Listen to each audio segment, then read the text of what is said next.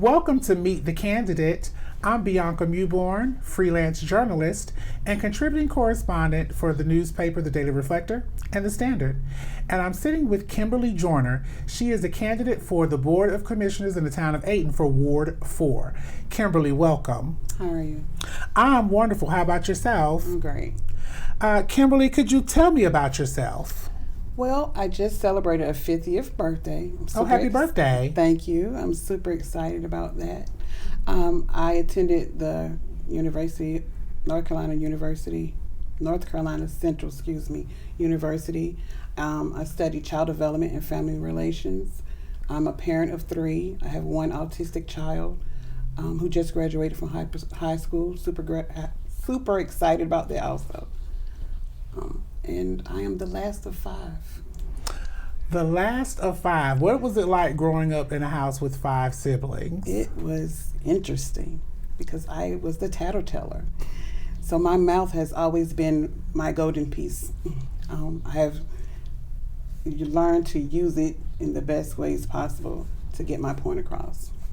Well, Kimberly, let's just get down to it. We're going to dive into what we got going on. Why are you interested in being a town commissioner in the town of Ayden? Well, I feel like I am the community liaison, not voted for, but just within my community, the people that know me, they come to me for answers. They want to know what's going on because they know I attend the meetings. They know that I like to talk. So I feel like that is a good reason to be a candidate. I like to engage with people. I like to hear their opinions of things that's going around in our town. And why not I bring it to the table, to the governing board. Can you tell me about some of your strengths? Talking. Without the camera. My strength, I feel like I know how to engage with people when they probably don't want to get out in front of people and engage with something like the governing board. So if you can sit down and talk with me and tell me what you don't like and what you do like and what you would want to change, that would be perfect. Why should the citizens of Ayden vote for you? I have compassion. I have compassion for others. I have sympathy and empathy for others. And I feel like you need that because there are people in the town that may not have as much as the other people. So being able to represent for those people is helpful. Could you repeat the question, Bianca? Why should the citizens of Ayden vote for you? They should vote for me because I have a willingness to want to do the job. You have to want to represent other people. You have to have that wanting to go to that meeting on that second Monday night, to sit in that meeting for as long as it needs to be. And I feel like I'm that person. Can you describe a time where you faced a challenging situation? A time I faced a challenging situation is raising an autistic child. It was challenging to make sure that his needs were met. So contacting the right doctor's offices and getting the right therapies that he would need. Making sure that he was going to the school that was going to cater to his needs. That was challenging for me because it was new. Never had an autistic child before. So just making sure that I was able to advocate for him was very, it put me out there, in other words. It made me speak because he couldn't speak for himself. So it made me have a voice for him. Kim, can you tell me about a time that you've had to work with a difficult colleague? Yes, a time I had to work with a difficult colleague. So I work in child development for at least 20 years. And I'm not even going to say a colleague. I'm going to say a parent. trying to display to the parent that their child needs were not being met as far as special needs, and trying to let them know that it's okay that they have that special need, but make sure that you advocate for your child and make sure their needs are met and make sure they get the right testing done and therapies done so that they can be on the same level or to the best of their level that they can be. And that was challenging because a lot of parents didn't want to hear that. They didn't want to hear that something was quote unquote wrong with their child. And it's not wrong, but their child was just a little different. And I experienced that a lot in my 20 year of working with families. I'm sure it can't be easy to tell a parent, something they may not want to hear about their child.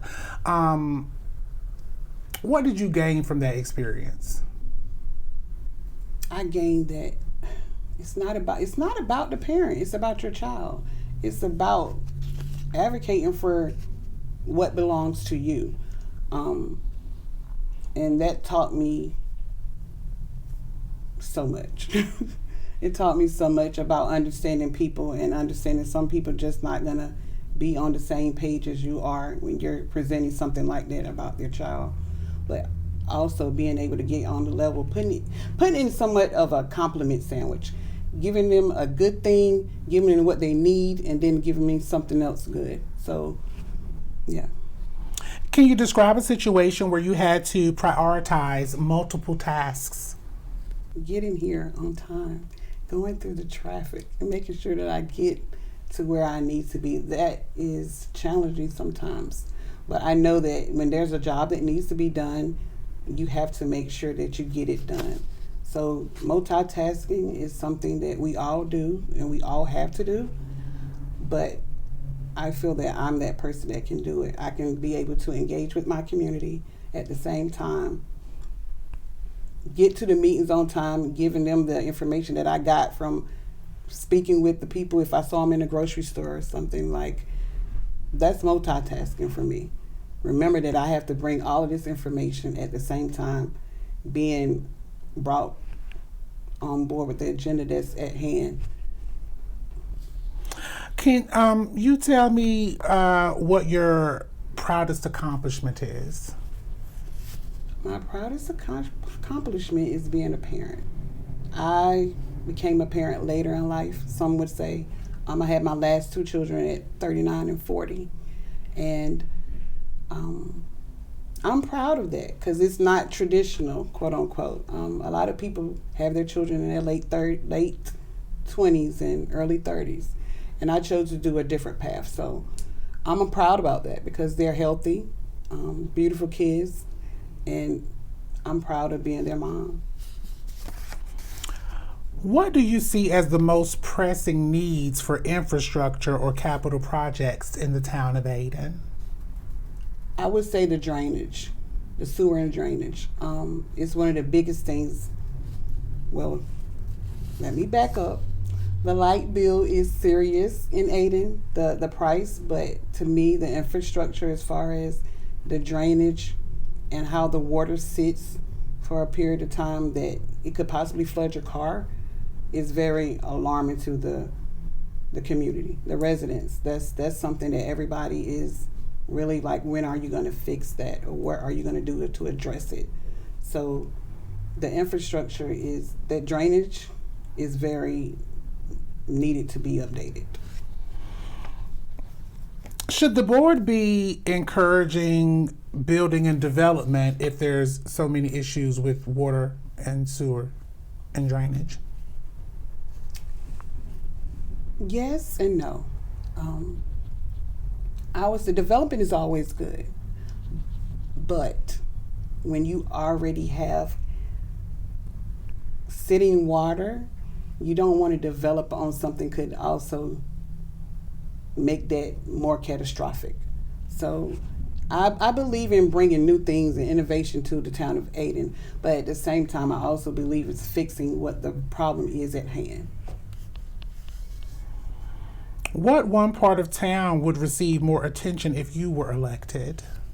Well, I represent Ward 4, and we do have drainage issues, but my heart is in South Ayden. South Ayden is a little neglected. Once you pass 6th Street coming north of Lee Street, it's like a whole different town. There in the late 90s, well, not even so much in the late 90s, in the early 80s, in the 90s, you had businesses there. You had convenience store, you had beauty salons, you had barbershops, you had game rooms. All of that is gone. So that's something that is dear to me. I would like to see development in that area. What community involvement have you had in the past 5 years? Well, I kind of been busy in the last 5 years. In 2020, we had our COVID testing and HIV testing for the community, which was organized by Be Free Wellness and Carolina Hierarchy of Needs. We also fed our community on that day. I also worked with Ms. Faye Bordeaux, who ran for Pitt County Commissioner. I helped with her campaign. I went door-to-door canvassing. Mr. Ivory Newborn, which is our first black mayor, I assisted with his campaign also. I went door-to-door. I did a lot in that campaign. I want to say our first, second, and third Juneteenth, Be Free Wellness and Carolina Hierarchy of Needs hosted a health and wellness fair, and that was very dear to me. It got my feet not even wet, but kind of soaked, but it made me engage more with my community. So I was super excited about that. Can you tell me more about the health and wellness fair and what it entailed? It entailed testing. They had blood pressure checks. They had diabetes testing. They also had, they passed out different pamphlets and brochures. And if you didn't get your needs met at that day, they directed you with different resources that allow you to go at a later date. So it was more so about exposure to the people who probably hadn't been exposed to even going to get their blood pressure checked. Was there anything else going on at the Juneteenth event? Also, we fed the community on that day. We also had a setting for the kids. So it was for everyone to come out and enjoy that day. How do you think the city council should interact with town staff? At a level of respect. I feel that when you respect one, they should respect you. And majority of the time you get that. If you respect somebody, they'll respect you. Even if you have a difference of opinions, or as long as you respect each other's space, I feel like you can have a very good relationship with them. Members of the city council are frequently criticized in a very public way. If you are the subject of public criticism, Kimberly, how would you react to that? Public criticism is imminent. It's always going to happen. They talked about Jesus, so I would not think that they would not talk about Kimberly Joyner. But with the criticism, I take it with strive. Where it can help me, I allow it to help me. Where it can harm me, I allow it to roll off my back. So that's how I feel about criticism. Kimberly, if there's anything else that you would like to share with your constituents, please. Well, I would like to share that I am a people's person. I am here to hear your voice. I would like to take your voice and take it back to the right ears, which is the governing board. I would like to represent my people. And I say vote for Kimberly Joyner, Ward 4. Thank you.